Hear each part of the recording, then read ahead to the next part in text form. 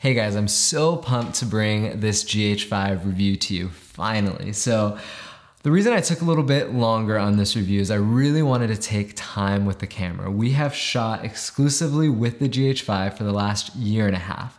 And to give you a little bit of background, we are full-time wedding filmmakers. So we've really put this camera through its paces. We have taken it on massive road trips up the coast. We've done elopements, we've done destination weddings, in-state, out of country.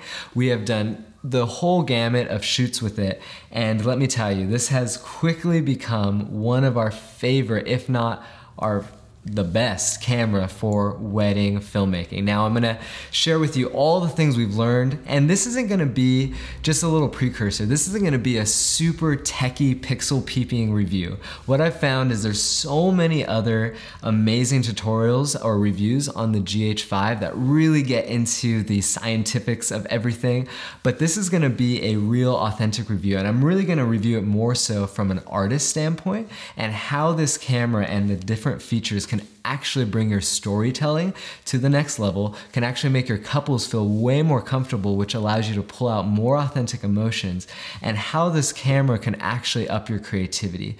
So I'm really pumped about this because this camera has been one of the most fun cameras I've ever gotten to shoot with. So first things first, I want to talk about the image quality from this. Okay.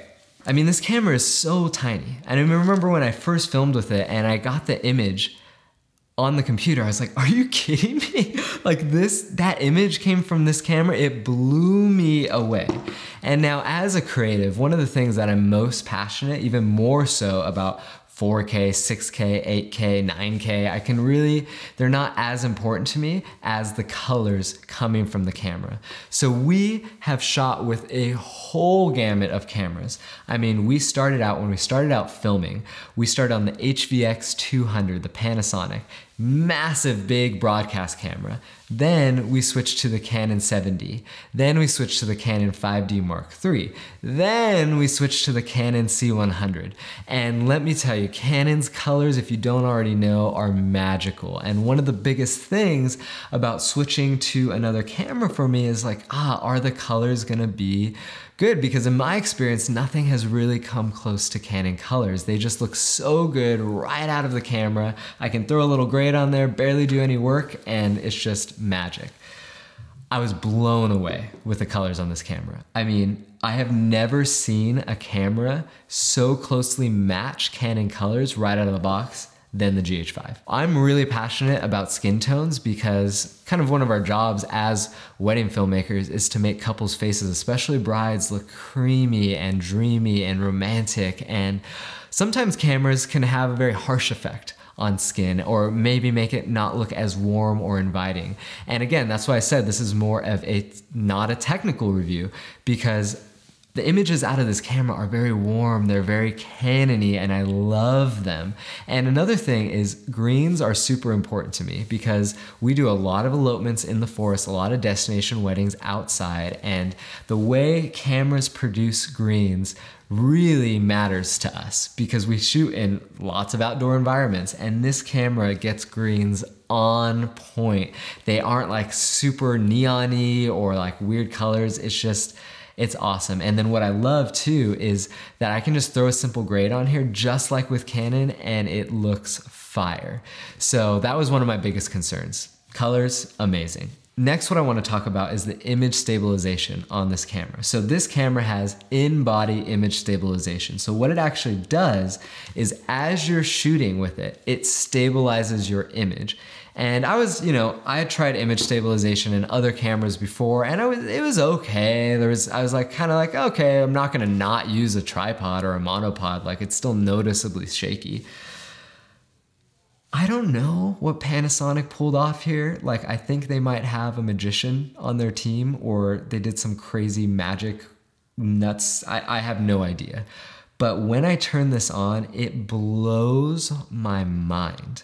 Like, I can have any lens on here. I can have something as wide as a 17 all the way up to a 200 millimeter. And when I turn that image stabilization on, it looks like I have it on a tripod or a shoulder rig. I don't even know how I can accurately describe it. It's more something that you just have to experience.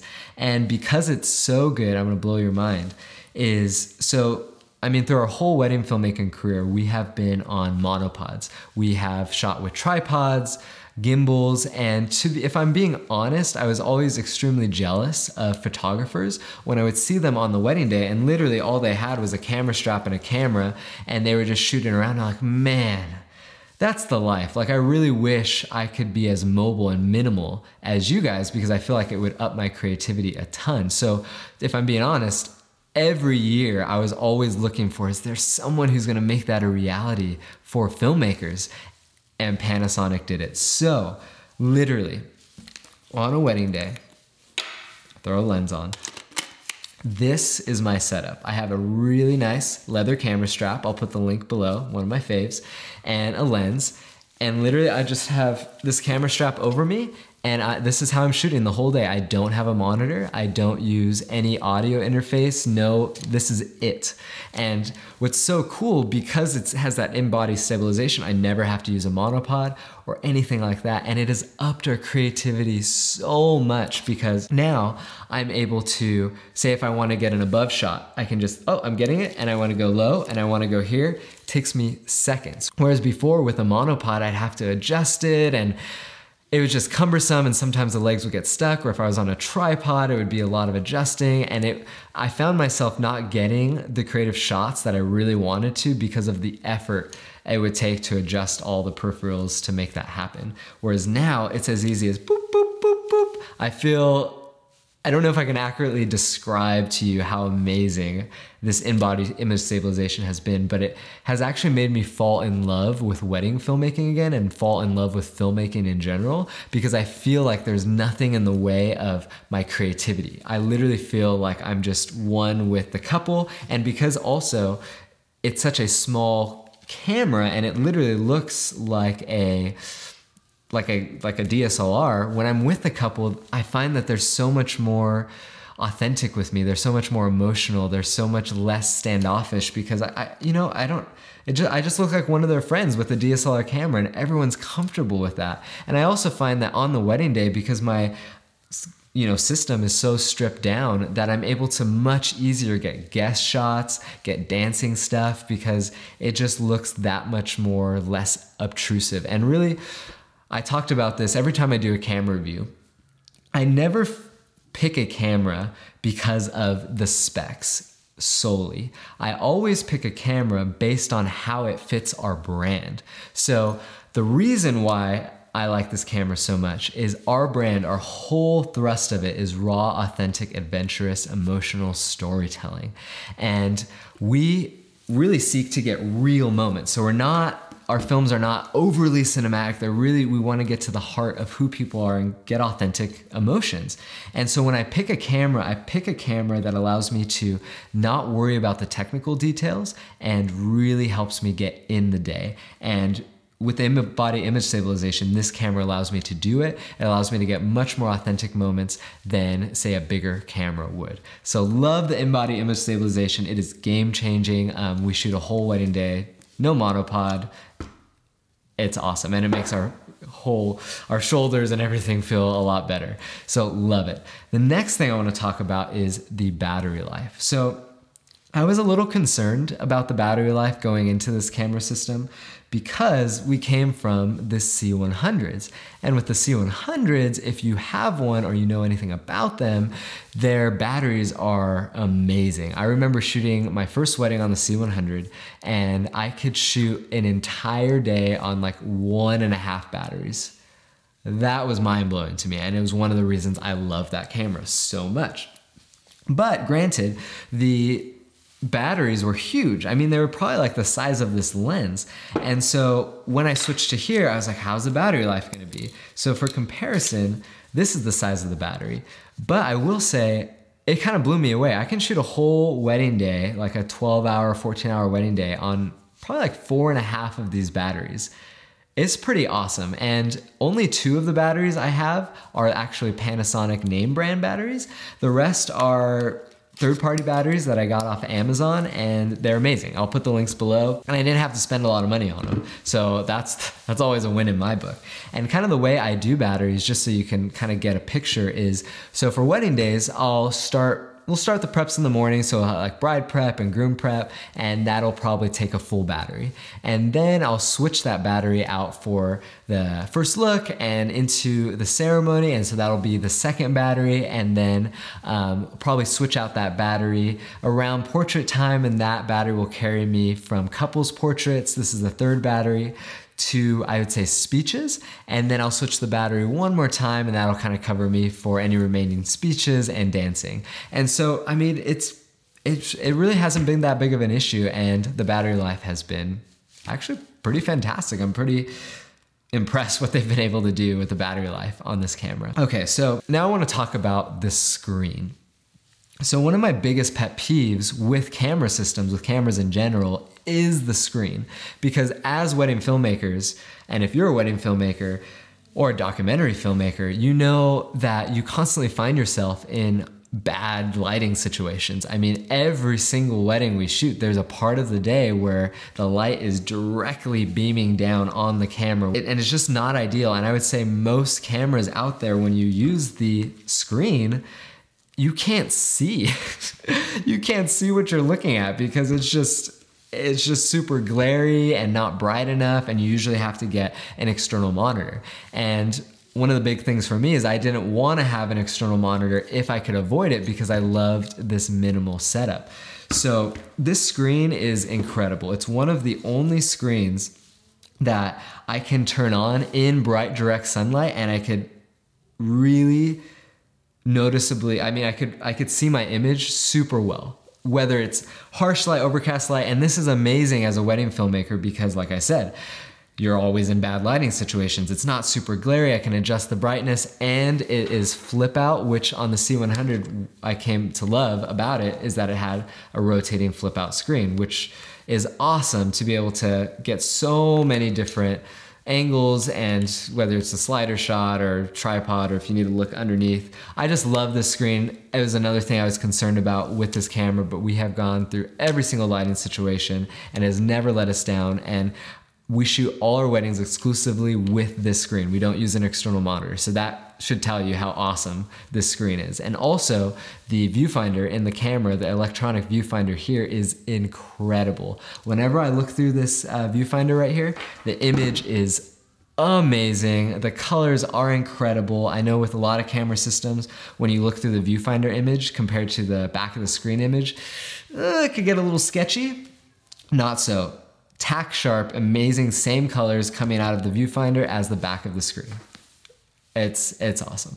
So, and then also last thing about the screen is it is touchscreen, which I didn't think would be like, I was like, touchscreen's kind of like a gimmick. I don't know if I need it.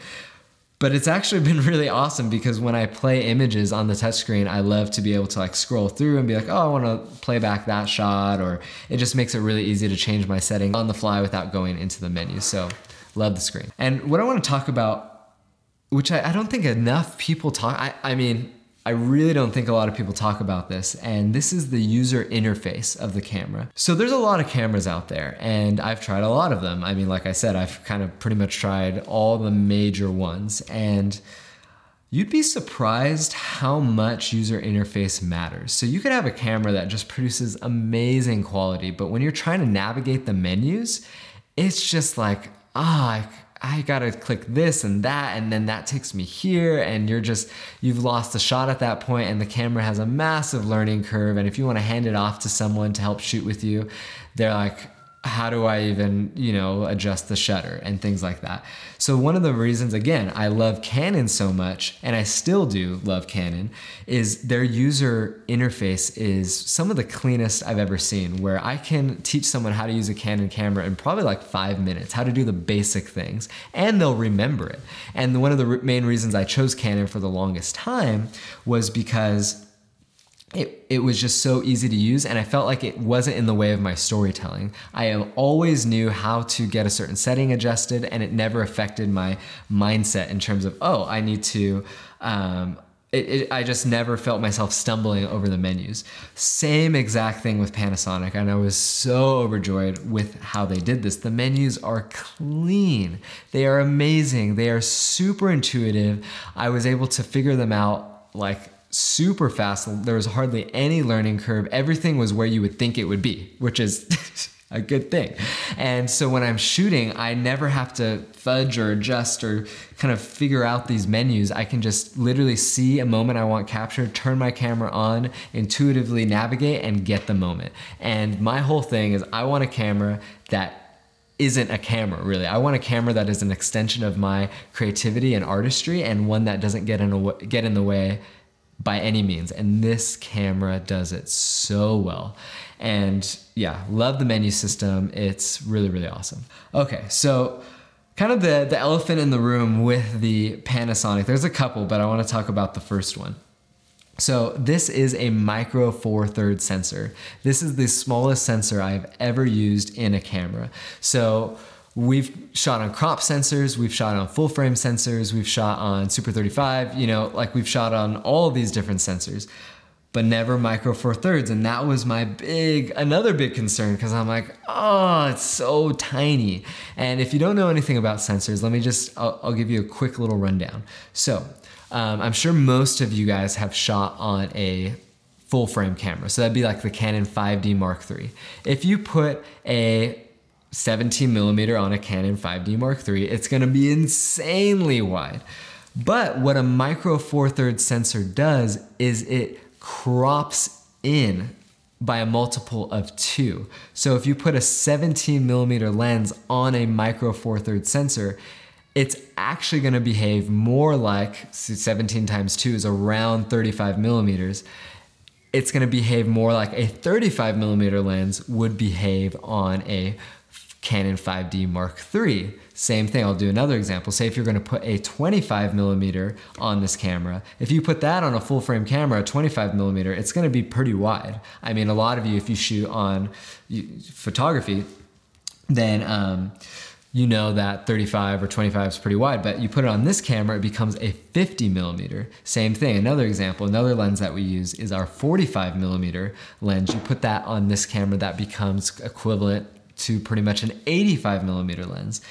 So I was like, okay, I had to completely kind of change how I thought about lenses. And that wasn't that big of a deal. You just kind of do the math. So we have a 17mm lens, a 25, and a 45. And that kind of gets us equivalent to, you know, like having a 35 on a full frame camera, a 50 on a full frame, and an 85. So those are focal lengths we really enjoy.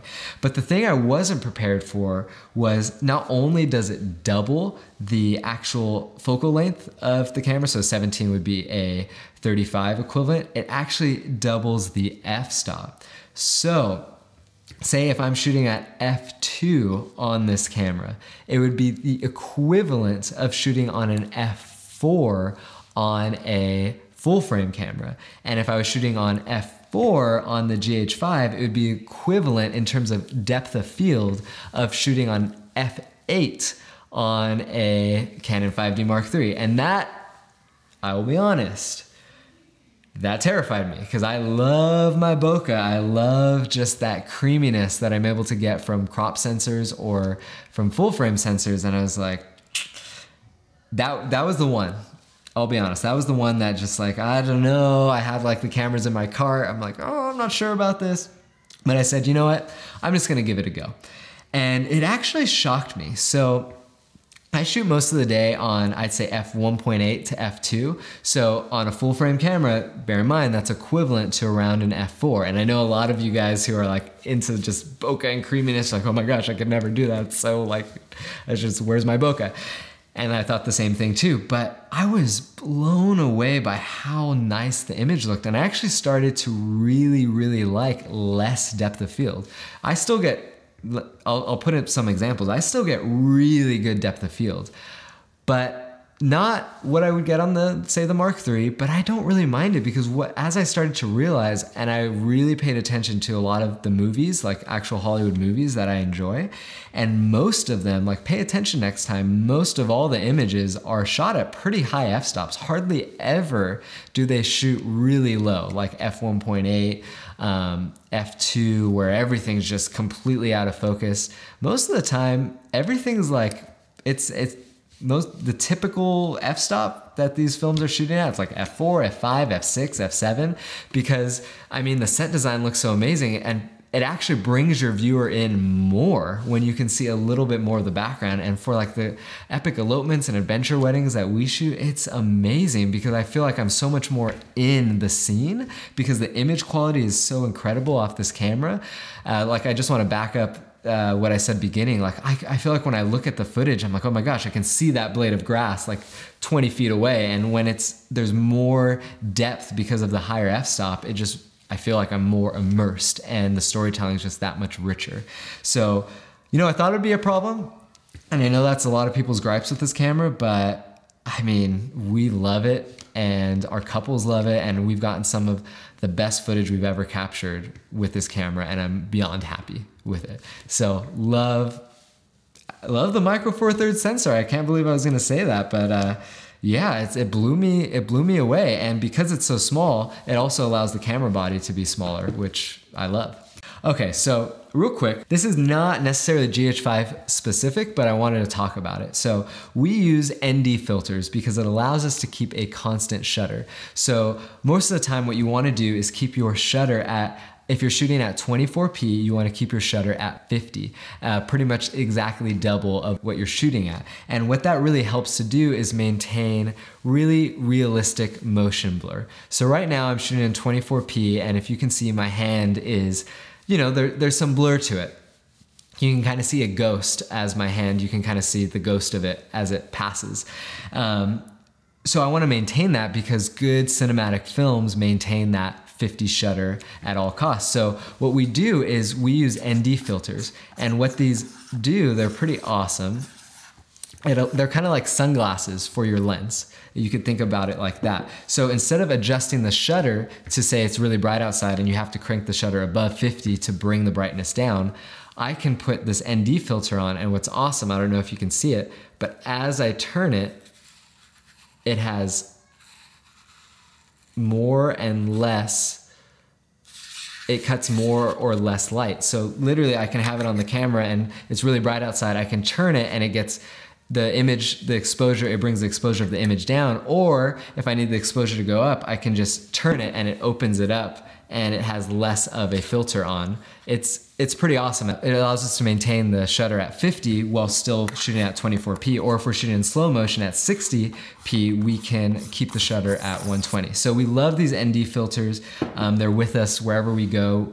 But ND filters are a little tricky because if you've ever shot with a variable ND filter like that, where you turn it, you'll notice, I'd say 9 out of 10 of them struggle a lot. If you have it all the way closed, you'll notice a lot of vignetting on the sides of your image, and you'll notice that it'll kind of start to produce some artifacts or get a little bit blurry, or if you open it all the way up, it'll get a little blurry or it'll affect the image quality. So we looked forever for these ND filters, and they're the best we've ever used. They're by SLR Magic. I'll put the link in the description. We have a 62mm filter on here. They're pricey, I will say. They cost a little bit of money, and you might be like, whoa, but there's this filter on Amazon for like 20 bucks. Trust me, do not take the risk. ND filters are really hard to make, and I've never seen a filter that is consistent. I can have it all the way closed and all the way open, and there's no issues. There's no image quality loss, color. A lot of the ND filters have weird color shifts when you start to like mess with it, and it doesn't produce any banding or weird out of focus areas. Love it. So that's kind of a new thing that we started to use with the GH5, and it's awesome. So I'll put the link for that below. Okay, so let's keep moving through here. So the next thing is memory cards. So again, we were on the Canon C100s, and the memory cards, I mean, oh my goodness, they're awesome. I was able to shoot a whole day, an entire wedding day, on a 64 gigabyte card. And I was just like, bro, this is crazy. So coming to this camera, I was like, what's that gonna be like? I'm able to shoot an entire wedding day on I shoot on a 256 gigabyte card. So yeah, noticeably bigger than the C100, but one of my things that I hate doing on a wedding day is swapping out cards. It just bugs me. It's another pet peeve. So I want to make sure I never have to swap cards out of my camera because I never want to, I don't know, put it in my pocket and misplace it. It's just a huge fear. So I got a giant 256 gigabyte card, and I got 2 of them because what's amazing about this camera is it has dual card slots.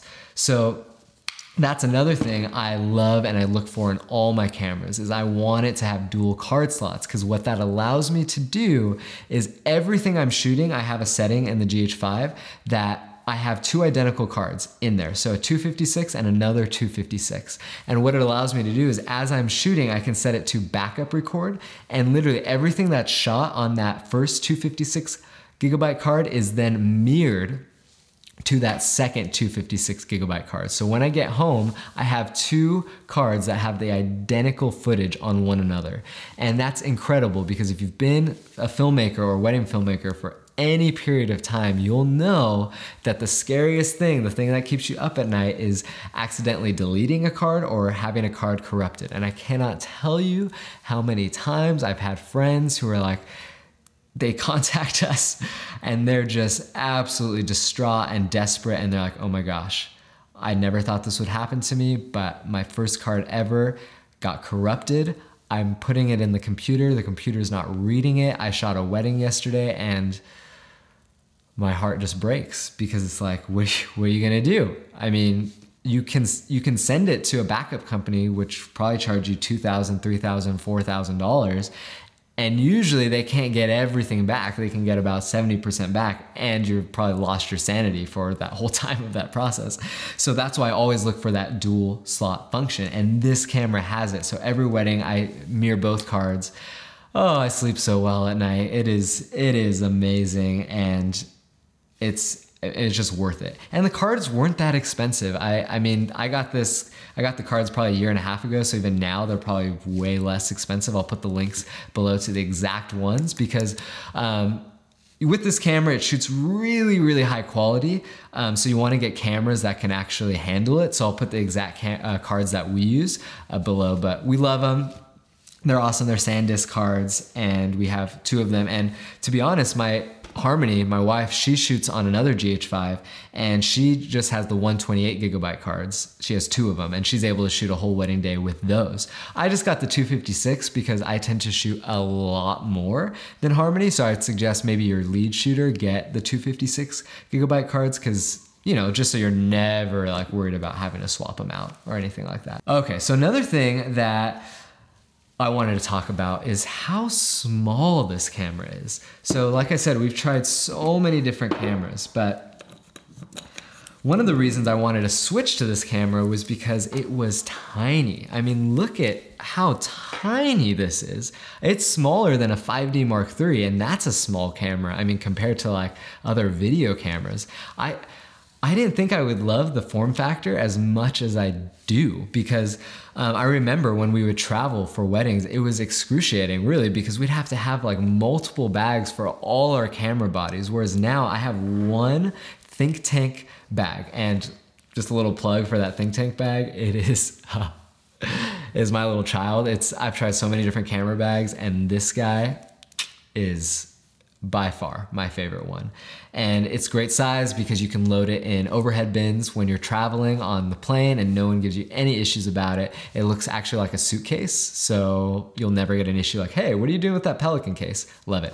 Anyways, I can fit, we kind of went a little crazy with these GH5s. We got 4 of them. No, let me just, yeah, I think we got 4. Yeah, we got 4 GH5s, and I can fit all of them in one camera bag with space to spare. I can just stack them, you know, like GH5 here, another one right here, another one right here, another one right here. And I can have 4 cameras and my drone and all my lenses and all my audio stuff and my lights and my extra light batteries, all my, like in one bag. that's insane. It's made traveling so much less stressful. I can literally roll up with my think tank bag and it's like, oh, everything I need is in there. It's amazing. And also I'll touch about this one more time is, you know, I was always jealous when I would see photographers and I'm like, man, you have the life. You just have one camera body. I don't know, as a wedding filmmaker, you'd always see, you know, photographers roll out of the wedding and they just have their one little bag and you're like, cool, I gotta pack up my big giant cart and my lights and like all this stuff. And you're just like, man, I love wedding filmmaking, but I wish, you know, I could be a photographer because all day they just have this one camera. They look like they're having so much fun and they're so free and their life's just all together because of how minimal their gear setup is. Yeah, so I was a little jealous and I longed for the day for a film camera to give me that same freedom. And the GH5 did that. With the small form factor, with the in-body image stabilization, I roll like this all day. And now I'm actually like a photographer. And I find also, this is a weird thing, I find that photographers, we've just been working better with them lately because a lot of photographers have this stigma of videographers they've worked with in the past, where a videographer to them is someone with a big giant camera, monopods, tripods, like all this stuff. But when we roll up with just a camera and a camera strap, they're like, oh, you guys are probably pretty cool. Like you guys are just minimal and cool. I know that's like, you may not agree with me on this, but me personally, I found it made a big difference getting along with photographers because they don't feel, they've never experienced a videographer who has a camera like this and is so stripped down and they're like, oh, you guys might be pretty cool. You actually kind of look more like us rather than this big production. And we found it's really, really helped. So the form factor on this guy, incredible. Okay, let's see.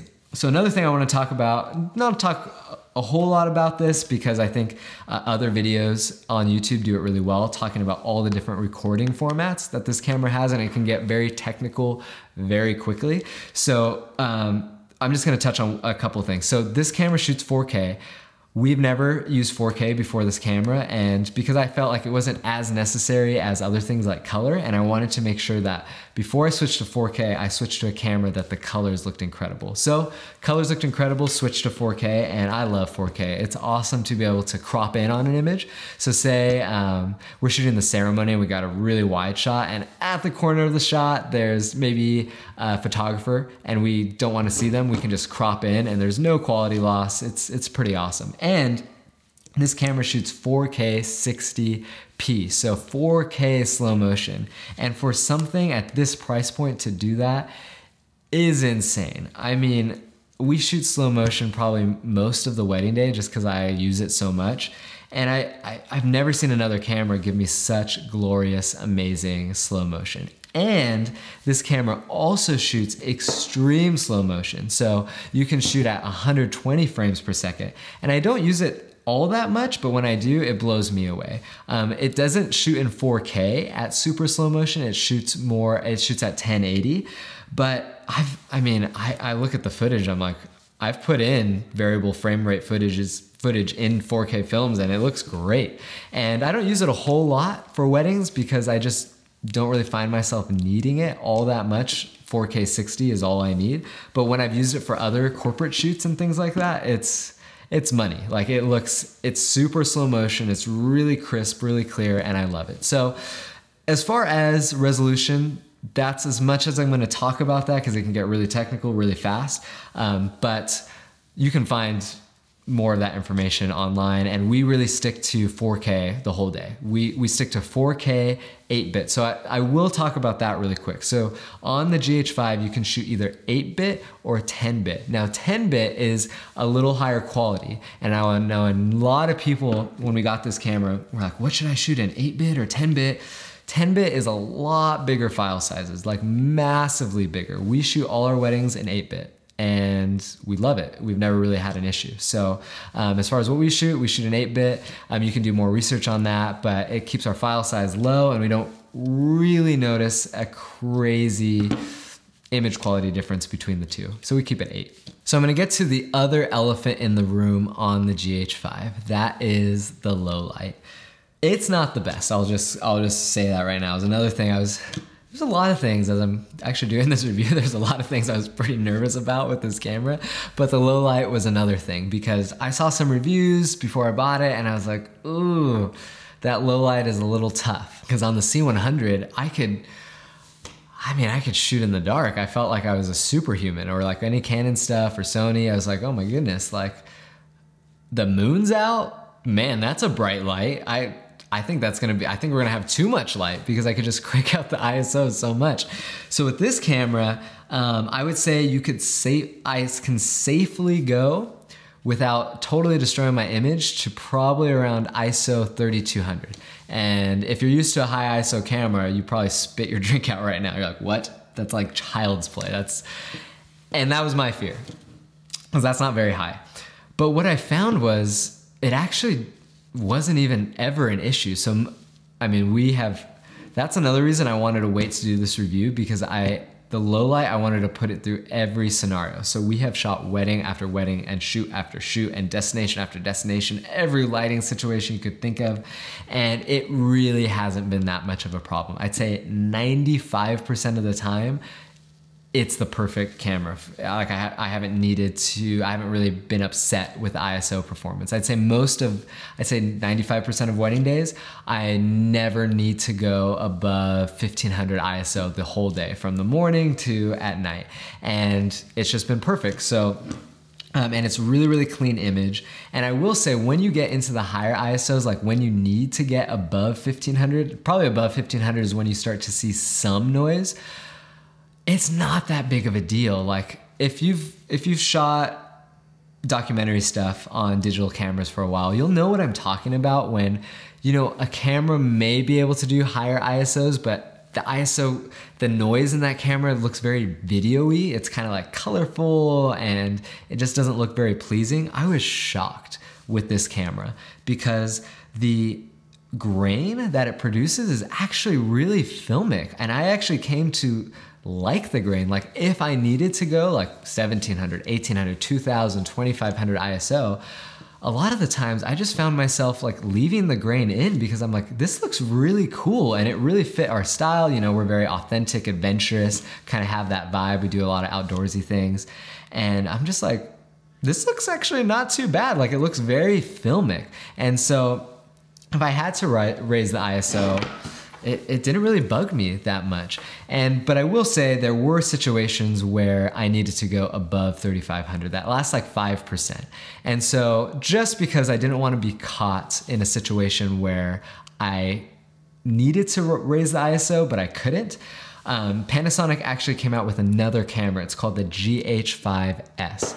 So it's a little bit more expensive, but what's amazing is it is the GH5, literally the same size, but it's a beast in low light. So I can bring the GH5S to like 8000 ISO and it'd be pretty clean, and that's amazing. So I just bought the GH5S as a backup camera, and the only time I bring it out is during, like, I'd say during dancing, during kind of the night stuff at the reception. The only bummer with the GH5S is it doesn't have the in-body image stabilization that the GH5 has.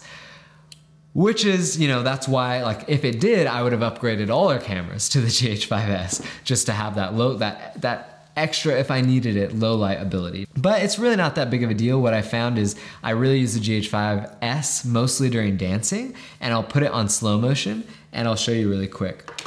So say this is a GH5S. I film all my dancing with my eye up to the viewfinder right here. No monopod, because the camera's so light, it doesn't produce that much shake. And I'll stabilize it with my eye right here, shooting in slow motion on the GH5S, and I'll do all my dancing like this, just shooting like this. Because when I bring in that slow motion footage and the dancing's all over the place, if there's a little bit of shake, it's no problem, because I mean, it's dancing and it's obviously high energy, and it's good that there's shake. I've actually found that if I turn the in-body image stabilization on, like say I got dancing with the GH5 versus the GH5S, I actually don't like it as much because it doesn't feel as real and earthy. It almost stabilizes it a little too much. Whereas I like shooting dancing on the GH5S because it has a little bit of a shake, and I like that. I feel like it brings me into the story a little bit more. So that's how we kind of got around the low light issue. if we've ever needed it. But really, we only need it during dancing. I've never been in a portrait situation where, you know, the GH5 hasn't been perfect. I will say one other time we did need the GH5S is we just did a more intimate session with a couple, like in their home before their wedding day. It was an elopement, and it was really dark inside the cabin. And the GH5 did okay, but I was like, you know, it's pretty dark. It's probably the darkest home we've ever shot in. And I pulled out the GH5S just because I really wanted to make sure the images were clean. But like, first time in a year and a half that we've needed to do that. And it was really dark, like noticeably dark. And most wedding days, you're not gonna encounter that. And I'd say one final thing about the low light is, say worst case scenario, you shoot on the GH5 and the noise is like really bad and you're really annoyed with it. I found something incredible. So the GH5 has noise removal, like in the camera. You can actually set the noise removal to like a certain amount. I don't really like the noise removal in the GH5. I feel like it really like takes out too much noise. And if you've ever used noise removal before, it can kind of make the faces look a little buttery. So we actually have noise removal set to 0. But we use this amazing software and it's called Neat Video. It's incredible. It's the best noise removal software I have ever used. It's, again, like magic. I don't even know how they do this, but it like finds the exact noise and it just removes it, and it's like it was never there in the first place, while remaining the crispness of the image and the skin quality of people. It's incredible. But just bear in mind, when you go on their website, it looks a little sketchy. Do not be turned off by it. It's the best software I've ever used. Really, for noise removal, you can use it in Final Cut and Premiere, and I think in DaVinci. Really affordable. Check it out. It's awesome. If you get the GH5, get this software, because you may find yourself in situations where you need it. But to wrap all that up, I was worried about the ISO performance. It's really not that bad. I rarely am in a situation where it's an issue. So another thing I want to talk about is the price of this camera. So I honestly believe that this camera is the best camera for wedding filmmakers at this price point. I mean, it's incredible. At the time of filming this video, I just looked on Amazon, and it'll probably be even lower in a couple months, but this camera is $1,300 used on Amazon. It's crazy. For what this camera can do for $1,300, it's insane. And the reason we went with it is because of the low price, and we're able to just completely update our whole fleet of cameras with this camera. We were able to get 4 of them for the price of one crazy expensive camera. And really what we found is, for wedding filmmaking, it's so much more important to have different angles and different situations, have multiple cameras, so you don't have to adjust things all day with one camera, than to have one just beast of a camera. And I will say, this camera is a beast of a camera. So you're not sacrificing, which is just nuts to me, that you can, in this day and age, that you can spend $1,300 and have a camera that literally, like, I've seen people compare the footage out of this to Red cameras, and I can hardly tell the difference. It's just insane for $1,300.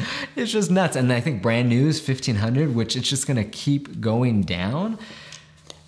Ah, man, it just makes me so happy. So I wanted to talk about the price because you just can't beat it. I mean, like, for the quality of images that you've been seeing, I mean, this is our camera. This is the camera we shoot with. For that price is just incredible. Okay, and then I also want to talk about the audio quality from this camera. So we used to, when we filmed weddings, we used to have like a Rode shotgun mic on top of the camera, which I'm sure you've seen them. They kind of go on the hot shoe right here, and they're a shotgun mic, or, you know, some other audio thing.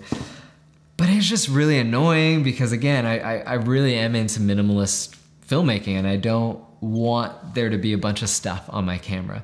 So I gave it a shot, and I was like, you know what? I'm just gonna record all my natural audio and things like, you know, like bridesmaids talking in the morning, kind of like B-roll audio, or, you know, people cheering during the grand entrance, or, you know, maybe birds in the trees, just kind of like that ambient audio.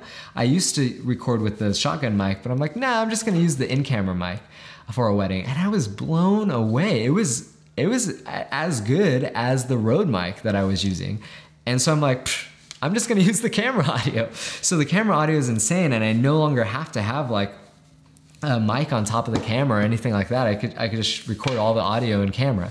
Now, of course, I don't record my like main audio in camera. So like speeches or vows or interviews or letter openings, we use a lav mic for those because the audio on this camera isn't that good to get those incredibly well. But all the ambient audio, it's perfect. So another reason I fell in love with this camera was just, I didn't have to have any additional audio for most of the day or anything mounted on the camera. It's really, really sweet. Okay, so another thing I wasn't expecting to love about this camera was the button customization.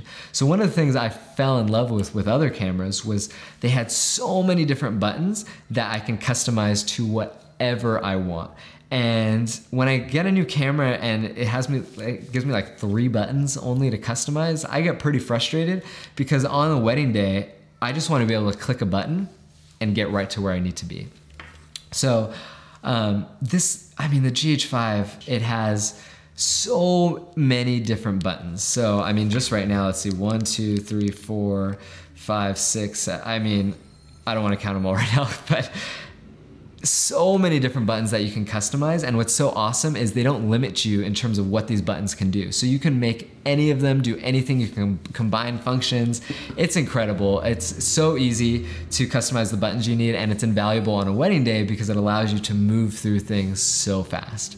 So another thing I want to talk about is the autofocus on this camera. So the autofocus works great non-continuously. So if you have an autofocus lens and you're used to the touch to focus on other cameras, so that's something cool about the GH5 too, is you can touch to focus. So if you move the focus point and you touch, it'll actually focus on that thing. But if you want it to continually focus on something, say you want it to lock on to a bride's face as she's walking down the aisle, it is not good at all at that. It will hunt, it'll do all these things. It just is not good for continuous autofocus. Wasn't a deal breaker for us. I've never actually used autofocus in the 5 years we've been doing this. I love manual focus. It's just intuitive to me. And so what this camera does have is peaking. So you can turn it on, and what it does is it outlines in red everything in your frame as you're looking at the back of the screen. It outlines in red everything that is in focus. So you can really easily move the focus on the lens and say it's a bride's face. As soon as her face gets outlined in red, you know that she's in focus, and it works every time. So say because I know what you're thinking. How do you do manual focus if, say, you're getting the couple walking towards you? Like, how do you do that? Well, one of the things I was worried about was the Micro Four Thirds on this camera, but I've grown to love it because, like I said before, an f2 lens is closer to an f4 lens, so your focus your depth of field isn't as shallow. So now when I shoot couples walking towards me, I have a lot of leeway because I'm actually shooting at closer to an f4. So say if I was shooting on a full frame lens, the range of focus in terms of when they would be out of focus versus in focus is very tiny because the depth of field is so massive. But because the depth of field is smaller here, it's actually bigger, so they can walk and they can move a good amount of space and not be out of focus. So when I'm following, say I have the couple walking towards me and I'm kind of going back, I estimated, I'm like, okay, so you're standing, say, where the camera is right now and I'm here. I know I have to keep about that distance. And I've been doing this so long, I'm pretty good at keeping my correct distance. So I'll kind of focus on them and then make sure we always stay, that same distance. But I've become a little less particular about that because I'm shooting at a higher f-stop, so they really hardly ever come out of focus because the depth of field is just, there's not as much of it. So yeah, we shoot all our weddings on manual focus, and we don't really use the autofocus. It's not that great in the camera. One touch autofocus is good, but anything continuous when you need it to lock on, it's just not gonna do it. So that is a con with this camera. But nothing that's really affected our shooting style. So the last thing I want to talk about is our lenses, because this is a totally new camera format that we're coming to, Micro Four Thirds. I mean, before we had all Canon lenses, and we didn't really want to spend the extra money on an adapter because it just, you know, we wanted our camera system to be as minimal as possible. So we looked and we looked and we looked, and we found these lenses, which are really, really awesome. They're Voigtlanders, and they are all manual. So if you see right here, there's a bunch of numbers. This is how you adjust your f-stop. You don't do it digitally in the camera. You literally, so if I want to go f2, I go on this little ring right here and I go to f2. And I was like, huh, that'll be interesting. I wonder if that'll be hard to work with on the wedding day. Not at all. It wasn't an issue. And these things are built like a tank. They are so well made, and I love how tiny they are compared to, say, big old Canon lenses. And the main reason we got these cameras, so I will say the GH5 can be noticeably sharp when you first get it. So our picture profile, we have sharpness all the way down because it's just that crisp of a camera. So it does have the tendency to sometimes have a little bit of a video-y quality about it, kind of like a newsy, because it's just it's so sharp. And coming from something like a Canon, you'd be like, whoa, this is really sharp. So the reason we got these lenses is because it softens the image just a bit to really make it more cinematic and filmic. So that's how I think about our lenses, is not necessarily like, oh, which is the sharpest lens. I actually wanted a lens that was a little softer because it really makes people's skin tones look more creamy in a good sense of the way, rather than like, because sometimes if the camera is so sharp, you can kind of start to see pores, and it kind of brings out some imperfections from people's skins. Whereas this one just kind of like has a nice, like, it just has a dreamy look about people's skins, and people's skin, and I love it. And also another reason we got these lenses is the colors are really incredible. I mean, it has some of the best color rendition that I've gotten out of any lens, and it's very close to Canon colors. So these are the Voigtlanders. You can get them on Amazon. I'll put the links below to all of these. I'll kind of explain each one right now. So most of the day I'm on the 17mm Voigtlander, and that's an equivalent of a 35mm on the full frame. I love this focal length because it's what photographers shoot on.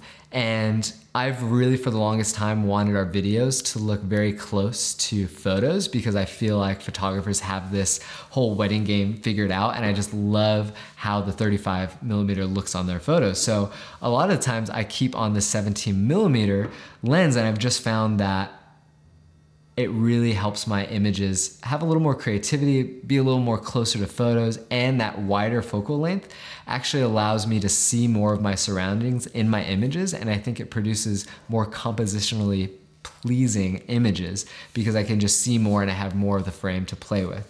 But Harmony, when she's shooting, because we usually shoot together, so say if we're doing a couple shoot where we're shooting the couple during portraits, I'll be on the 17 kind of getting wider, more medium shots, and Harmony will be on the 45mm Voigtlander lens, and she'll be getting close-ups. And so the 45 is more closer to a 85 would be on a full frame. And then we also have a 25mm Voigtlander, which is the equivalent of a 50mm on a full frame. And so for that lens, I'll throw it on maybe during portraits if I don't want something as close as the 45 but not as wide as the 17. The 25 is closer to a 50, and I can get really close to people without having as much of a telephoto effect. So I really like having the 25 in my bag, and then each one of these lenses has that SLR Magic ND filter on it like I was talking about. So I absolutely love this lens lineup. It's some of my favorite lenses that I've ever used because of the form factor, and they're really actually affordable. The other lens options that I would suggest if you're not in love with the Voigtlanders like we are, is My other favorite alternative for the GH5 in terms of lenses is the Sigma 18-35. It is an incredible lens, such good colors, such good crispness, and you have the whole range. You have the 18, so that would be closer to like a 35 on the GH5, and you can zoom in, which is amazing, and be something at a 35, which is kind of closer to an 85 or like a 70, and so you have your whole range.